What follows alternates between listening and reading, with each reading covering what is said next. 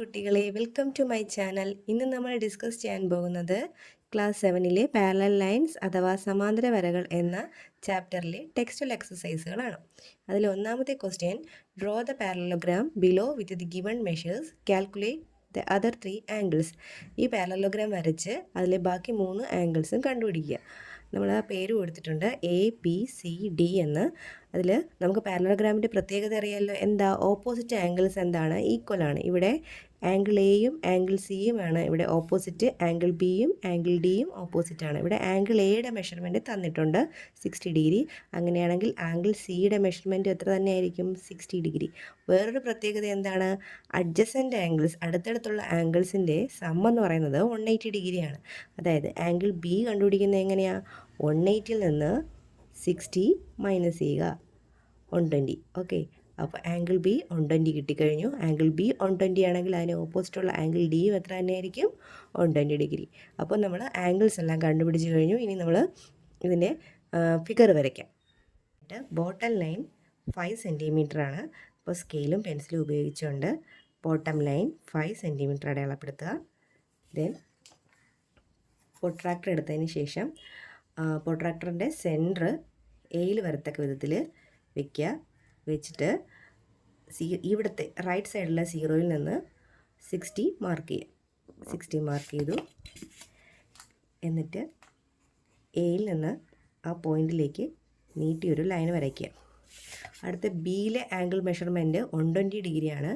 അപ്പോൾ ബിയിൽ പ്രൊട്രാക്ടറിൻ്റെ സെൻറ്റർ വെച്ചതിന് ശേഷം ലെഫ്റ്റ് സൈഡിലെ 0യിൽ നിന്ന് മെഷർ ചെയ്ത് 120 മാർക്ക് ചെയ്യുക. ബിയിൽ നിന്ന് ആ പോയിൻറ്റിലേക്ക് നീട്ടിയൊരു ലൈൻ വരയ്ക്കുക.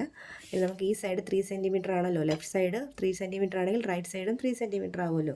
അപ്പോൾ സ്കെയിൽ എടുത്തതിന് ശേഷം കോമ്പസിൽ 3 സെൻറ്റിമീറ്റർ മെഷർ ചെയ്ത് എ എന്ന് പറയുന്ന പോയിൻറ്റിൽ വെച്ചുകൊണ്ട് ഒരാർക്കും ബി എന്ന് പറയുന്ന പോയിൻറ്റിൽ വെച്ചുകൊണ്ട് ഒരാർക്കും കട്ട് ചെയ്യുക. ദെൻ ഈ 2 ലൈൻസ് കൂടി എന്ത് ചെയ്യുക? ചേർത്ത് വരയ്ക്കുക. അപ്പോൾ നമ്മുടെ പാരലലോഗ്രാം റെഡി ആയി കഴിഞ്ഞു. CD. എക്സ്ട്രാ വരുന്ന ലൈൻസൊക്കെ നമുക്ക് എറേസ് ചെയ്ത് കളയാവുന്നതാണ്. മെഷർമെൻറ്റുകൾ എഴുതി കൊടുക്കുക. 5 സെൻറ്റിമീറ്റർ, 3 സെൻറ്റിമീറ്റർ, ഇവിടെ 60 ഡിഗ്രി, ഇവിടെ 120 ഡിഗ്രി. ഓക്കെ, അടുത്ത ചോദ്യത്തിലേക്ക് കടക്കാം.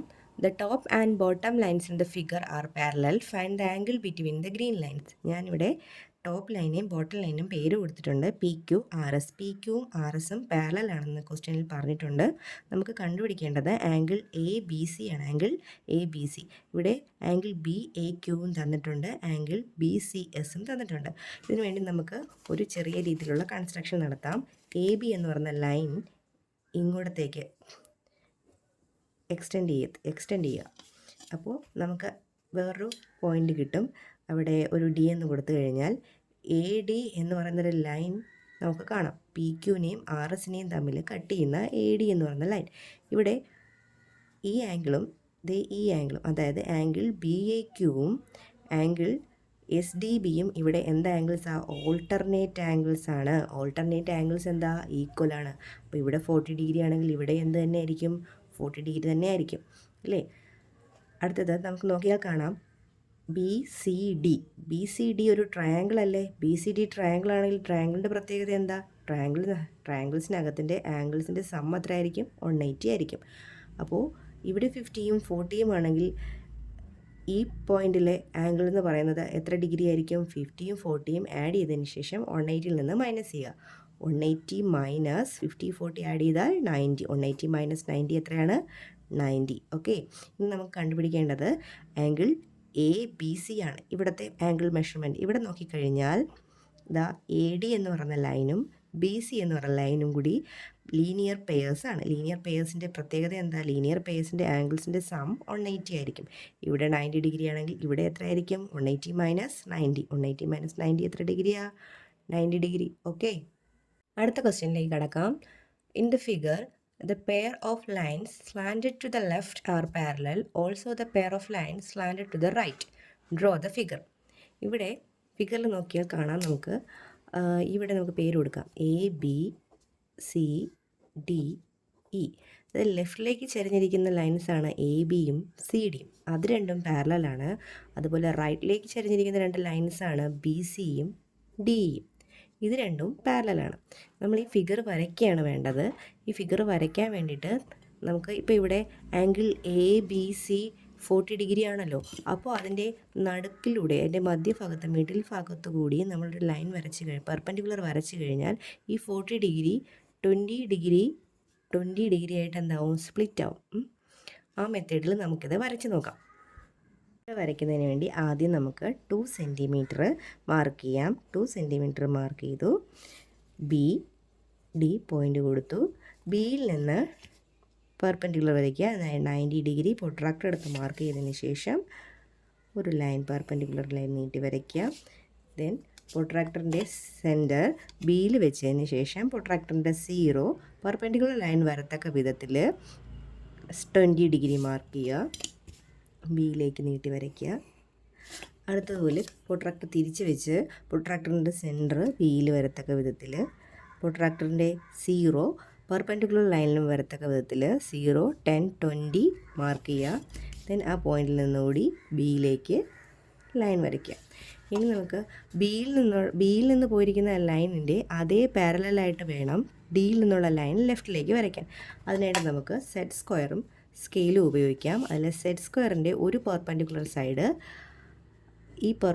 ഈ സ്ലാൻഡഡ് ലൈനിലും വയ്ക്കുക. മറ്റേ പെർപെൻഡിക്കുലർ സൈഡിലേക്ക് സ്കെയിലും വെച്ചതിന് ശേഷം ഒരുപോലെ കൊണ്ടുവന്ന് ഡിയിൽ നിന്ന് ഒരു ലൈൻ വരയ്ക്കുക. ഡിയിൽ നിന്ന് ലൈൻ വരയ്ക്കുക. അപ്പോൾ നമുക്ക് സി എന്ന് പറഞ്ഞ പോയിൻ്റ് കിട്ടിക്കഴിഞ്ഞു. ഇനി ബി സിക്ക് പാരലായിട്ട് ഡിയിൽ നിന്നാണ് ഒരു ലൈൻ പോകേണ്ടത്. അതിനും എന്ത് ചെയ്യുക, സെറ്റ് സ്ക്വയറിൻ്റെ ഒരു പെർപെൻഡിക്കുലർ സൈഡ് ബി സിയിലും വയ്ക്കുക. സ്കെയിൽ എന്ത് ചെയ്യുക, മറ്റേ പെർപെൻഡിക്കുലർ സൈഡിലും വെച്ചതിന് ശേഷം മൂവ് ചെയ്ത് കൊണ്ടുവന്ന് ഡിയിലൂടെ എന്ത് ചെയ്യുക, ലൈൻ വരയ്ക്കുക. കിട്ടിക്കഴിഞ്ഞു. ഇനി നമുക്ക് വേണ്ടത് ഈ എയും ഇയും അടയാളപ്പെടുത്തുക എന്നുള്ളതാണ്.